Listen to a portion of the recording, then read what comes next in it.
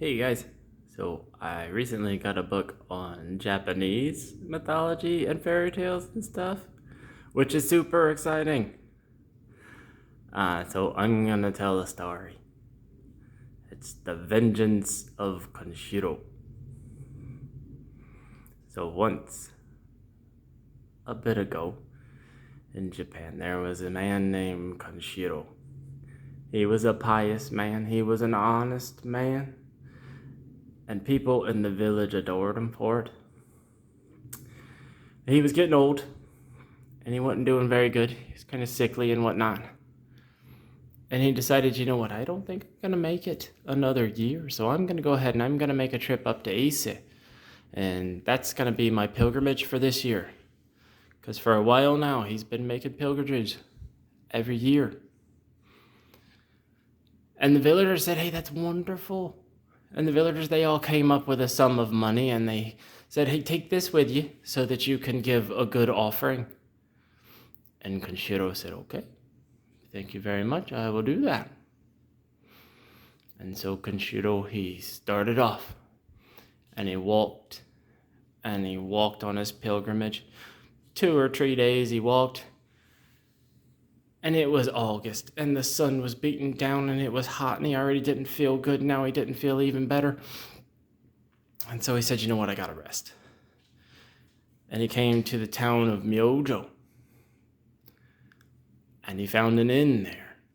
And he went to the inn and he found the innkeeper and he said, innkeeper, I need a place to stay. I'm on a holy pilgrimage. I'm going to Ise. I'm going to make this offering, but I'm feeling really bad.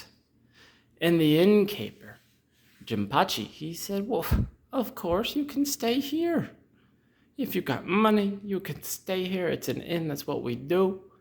You're welcome to stay here. What do you need? I will take care of you. I will get you to where you can get back on your way. And Kanshiro, he said, thank you very much. And he said, but I got one thing to ask of you. He says, can you take care of this pouch as well? It's full of money that I'm going to give as an offering. And I need you to watch for it because in my sickened state, I'm not worthy to hold on to it. And Jinpachi, he said, of course, I will do that for you. It is no thing at all. And Kanshiro says, well, thank you very much. And Jinpachi shows him to his room. And over the period of 5 or 6 days or so, Jinpachi watches him and he takes care of him and he watches the pouch and he takes care of it and all these things. And finally, on that final 6th day, Kanshiro, he says to himself, he says, well, you know what, I'm not 100%, but I really need to get going. And so he goes down to the front desk and he finds Jinpachi and he says, Jinpachi, I'm good enough. I'm going to go ahead and go. Thank you so much for everything you've done for me. Thank you for watching over the offering. Thank you for taking care of me and all these things. And Jinpachi says, of course, that's what we do. Here's your pouch. And Kanshiro said, awesome, here's your money for letting me stay here. And they went their separate ways. And Kanshiro, he didn't want to look in his pouch because there were plenty of other people walking up and down the road, coming in and out the inn and whatnot. And he didn't want nobody to know he's got a bunch of money. So he shoved it down into his sack with all of his clothes and traveling things and everything. And he gets on his way. And he walks for a few hours, and he says, well, fuck, I'm hungry. And so he stops to eat a snack. And as he's eating and taking his break, he says, well, let me look at this pouch real quick. And he takes it out, and he looks at it, and he says, the fuck is this shit? And there was only stones. There was no money. It was only stones. And he says, this won't do. So he turns back around and he heads back to Myojo. And he goes back to the inn and he says, Jinpachi, you stole my shit, man. That's not cool. And Jinpachi says, don't be coming in here with that mess. And Jinpachi slapped him upside the head. And then he found a stick and he proceeded to beat him unmercifully. And other people joined in, and other people just watched, and other people didn't do nothing at all.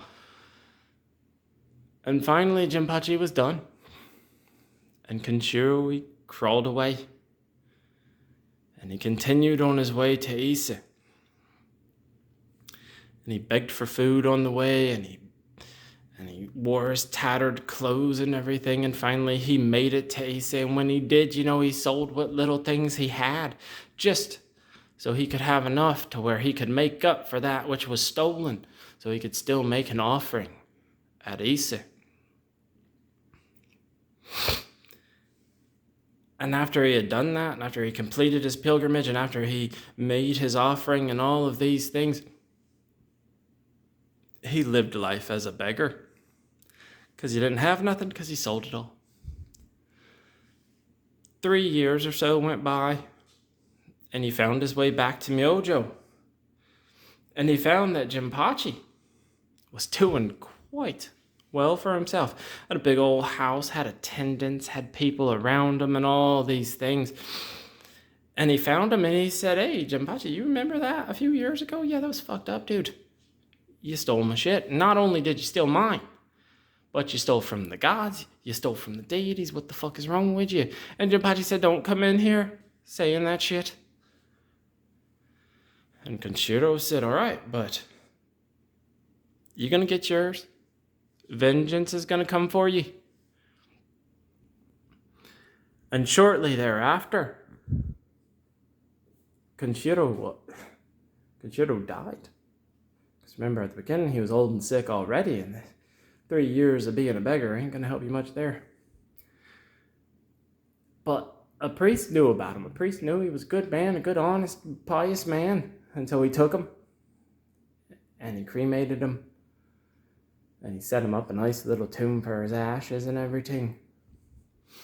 A few days after his death, after he was buried and whatnot, Jinpachi was in his house. And next thing you know, these fireflies started fluttering in, just one or two at a time. And Jinpachi was like, "Oh, this is a nuisance. This sucks." And so he threw up a mosquito netting to keep them out. And then next thing you didn't know, if you looked at Kanshiro's tomb, there was hundreds of them coming out. And Jinpachi's people and village people, they were all going and they were killing these fireflies. Hundreds at a time, they was killing them. And yet thousands at a time, they'd come out of the tomb. And eventually, the people of the village they were just like, this fucker must have stole it. Ain't no reason all these bugs be coming in here and things of that nature. And somebody, well, yeah, he stole it. What do you, obviously, he stole it. This is vengeance from the dead, And so, eventually, they stopped trying to kill the fireflies. They were scared. Jinpachi's people were starting to get scared. And the fireflies just kept multiplying, and they just kept coming out. No matter how many they killed, they just kept coming. There wasn't no stopping them. And it got to the point eventually where the weight of the fireflies on the mosquito net just caused it to collapse. And that's when they started entering Jinpachi's body through all the orifices. Nose, mouth, ears, eyes, all the places that you can squeeze something up into, these fireflies went into. And for 20 days, Jinpachi, he screamed and he kicked and he writhed with absolute agony. For 20 days. And then he died. And then all the fireflies disappeared. Because you don't steal sacred offerings. It's just fucked up. But that seems to be the moral of the story. First of all, you don't steal from decent people. Second of all, you sure as hell don't steal from the gods. And third of all, just be a good fucking human. That's the story as far as I know it. Y'all have a good one.